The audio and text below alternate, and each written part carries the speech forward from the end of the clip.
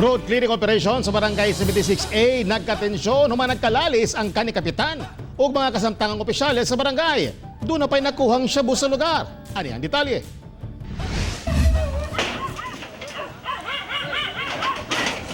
Unsay problema nila? Ug galang sa barangay unsay problema? Unsay problema? Dapat unahan mo dito ka Estel. Balihog lang po, ayaw ikat ha. Dito sa barangay akong jurisdiction.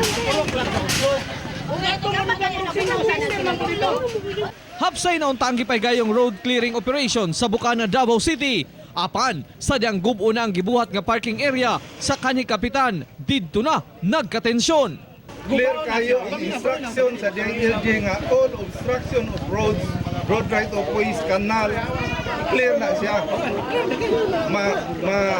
Maunsa na siya kanang sa barangay ba na siya o sa any private ba na siya.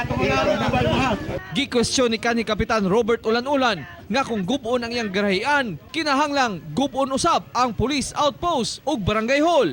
Ikaw kay kapitan kay ikaw magpalimpyo diha. Klase nimo. Ngano sa unang panahon ako, huga ba diyan na? Ay, lapit pag-compare lang nimo. Correct ka, dapat kay ko na panghambog na ko na inyo ha. Kung maayo yung pagdumala, ano ta? Correct. Okay, kwarta man yung May kwarta, may kwarta. Ikaw siguro kayo mo nang binuhatan. Pagkubanan mo na. Sige, kubaw na tala. Sa kabahin sa barangay, mituman lang kuno sila sa mando sa DILG. Pero kaning garahian sa rihapon. Ay, agapon. Di yun yung pagguba. Kay pagguba daw itong pulis. O sige, pagguba. Para makuhan ko siya. Yan, pagguba niyang barangay hall. Pati layuwas barangay hall. Oh. Human sa pipila ka diskusyon, nadayon ang pagguba sa parking area ni kanhi Kapitan Ulan-Ulan. Ang violation dia, kanal. Pero dili man niya gubaw na. Guba. Ay, sige, istorya, hulata lang. Guba. Hulata lagi. Ako kadlawas, Ay, guba. sus niyo. Ingor man day. Meron man day dako. Sa katapusan, na-demolish ang mga payag nga naa sa seawall sa Bukana. Doon na usay nakitang shabu nga naa gibilin sa usa ka gubang bangka sa lugar. Apan, wala na nasayran, kinsang na nag-iya niini.